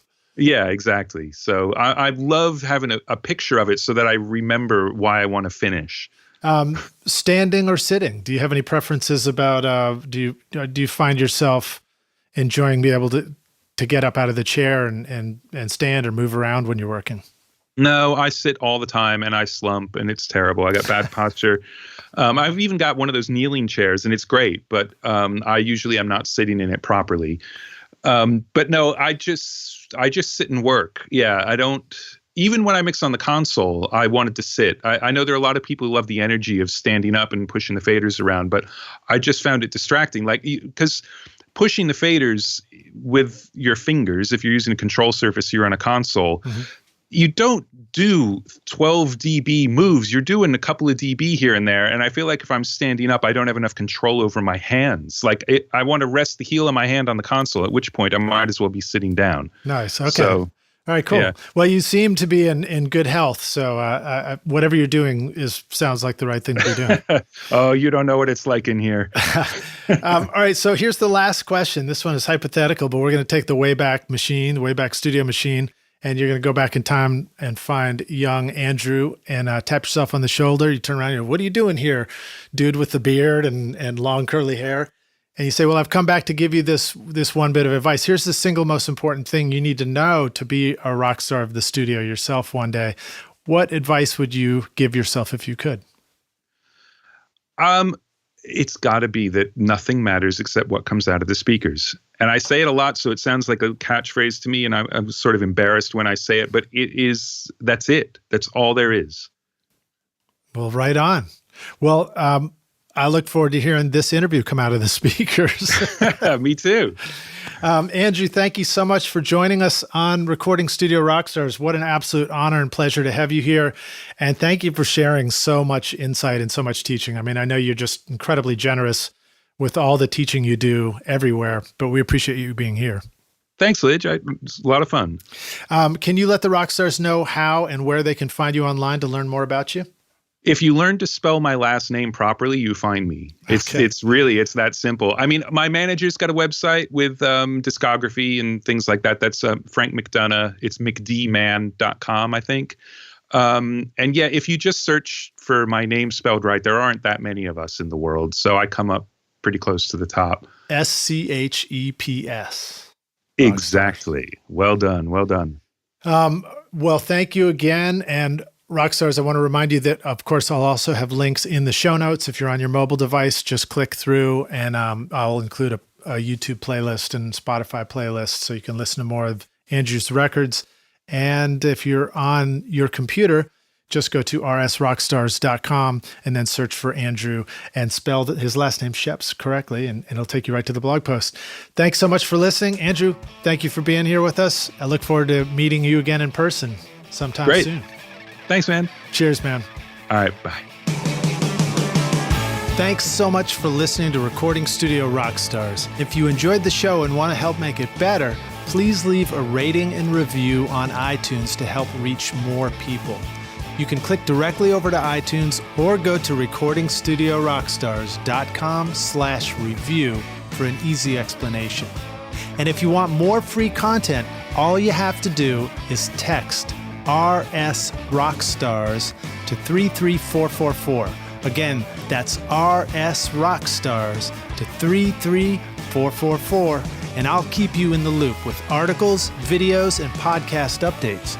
And I'll let you know about any upcoming giveaway offers, all totally free. Thanks for listening. I'm Lidge Shaw, and this is Recording Studio Rockstars. Now, go make great music.